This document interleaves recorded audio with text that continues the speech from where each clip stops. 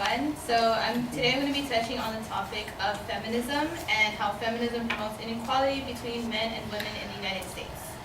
By explaining the feminist criticism theory and how it negatively promotes the relationship between men and women, that how feminism is harmful, not harmful, but very detrimental to the already equal political standard, and as well how the feminism in the media condones extreme sexism against the men's movement and the gender males themselves. So to begin, what is the feminist criticism theory? According to our Purdue, it is the literature that reinforces the economical, political, and social and physiological oppression of women. And it overall seeks to expose the explicit misogyny. And for those of you who do not know what misogyny is the ingrained prejudices against women, socially. So the movement emerged in the 1960s during the second wave of feminism. So this is formally what we already know about birth control and the clothing styles. So one of the famous literary authors of the feminist criticism theory is Simone de Beauvoir. And she wrote the book The Second Sex, which essentially compares the biological differences and how those biological differences were used to treat women oppressively throughout history. So in essence, it fails to expose the misogyny in its explicit form. So usually when we think of misogyny, it's torture or social oppression, but in this case this book does not prove anything, but it is still considered one of the highly valued feminist criticism literature. And also, throughout this book, she does relate back to the 1800s, and this book was written in 1972, so she is using evidence that is over 100 years old. So we can already tell that the social constructions between the 1800s and 1972, which is 172 years of change, it's a lot of the social constructions were not the same.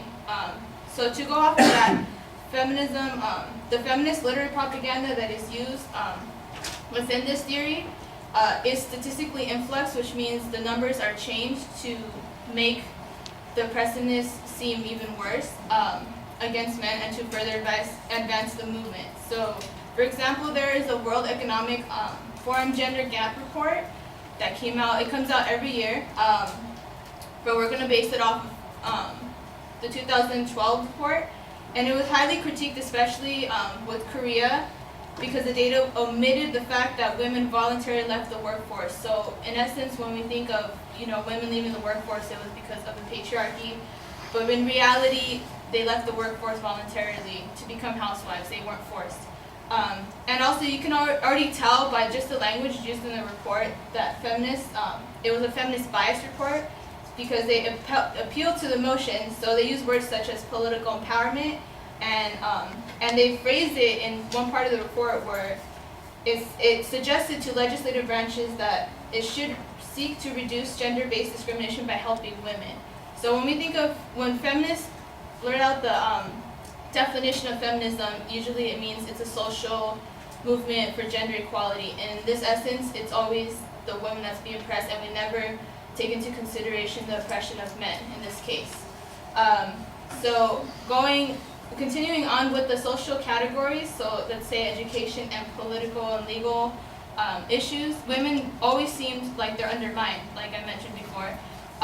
So for example, going back to that report, it also gives the educational breakdown and so we're going to base it off Korea. It was based on 135 countries, but we're going to base it off Korea. South Korea, so it's kind of comparable to the United States. And so, for example, the education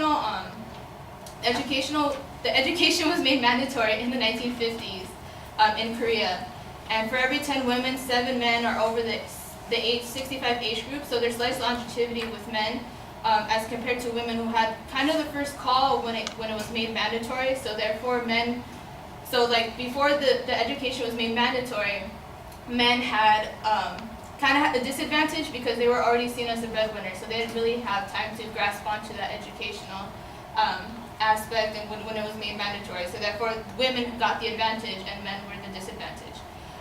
And also, we need to remember as well that there's already legal rights given to us. Like, there's already political and legal issues that are already given to women.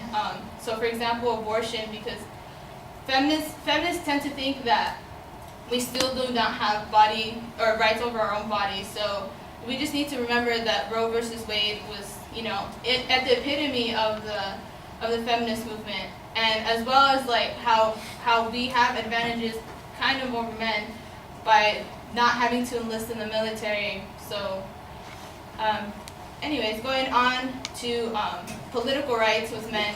For example, voting rights. The women's suffrage movement, great advancement, but still women had the rights over African Americans, even though African Americans did not receive the rights until 1965. So they had a whole 40-year span before African Americans to receive voting rights. So they had an advantage there as well. Again, the control over their bodies. Birth control became legal in the 60s. Abortion rights again, and they tend to spew out that the oppressive right wing is passing laws. They exaggerate it to the point where they're passing laws to oppress their body or their body choice, when in reality none of those bills even make it past the House. So I feel like there should be no fear there when it comes to legal matters. And again, mentioning the enlistment, the selective service system, or the mandatory draft, is still in 1917. So, but it is not considered part of the feminist movement. It was more because due to this time it was the suffragettes who were going on voting rights, so that was portrayed more forward than it was the drafting service, and men had no choice in this legal advancement, I guess, or legal passing.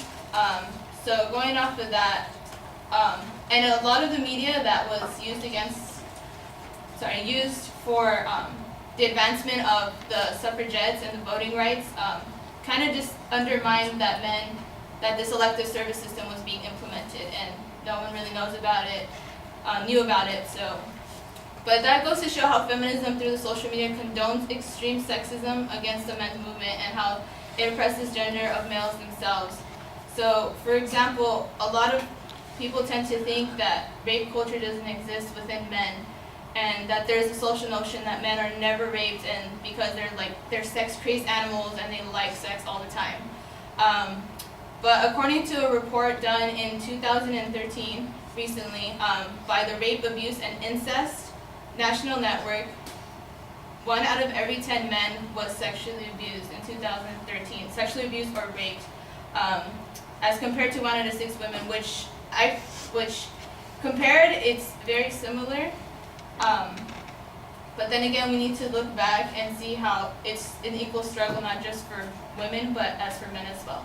Thank you. That was so long. Oh my God, that was horrible. All right, Diana, let's start off with the proposition, which is phrased as an informative statement as opposed to a declarative claim. You're going to tell us how something is working. That makes it sound like it's an informative speech rather than the declarative statement. This is the case, so you want to be careful about that. I thought you had a pretty good preview of what the main points were going to be, but that was the last time I heard that structure referred to. In the body of the speech, you're wandering around all over the place on the topic, and you need more explicit statement of what the claims are. There's a lot of information that's being put together here, but it doesn't really seem like it builds towards any particular conclusion. Ultimately, it sounds like you've got a pretty simple argument, and that is that the fears of the feminist movement are exaggerated, that women have made substantial progress in the culture, and threats to their position are illegitimate, and that men are as equally oppressed as women are, and so the vision of men as the oppressors is inaccurate. I mean, I'm trying to paraphrase and summarize what your argument is, but it's all over the place because I'm getting a history of feminism, I'm getting background on suffragettes, I'm getting criticism of a book that was written that feminism is based on, I'm getting criticism of an international report on women's status that focuses on Korea, and I'm not exactly sure how all of that stuff fits together, and you need to kind of give it a stronger flow. I think you could probably probably go back through everything you've got in the speech, put it together in a more coherent way, and have a clearer argument, one that builds more coherently.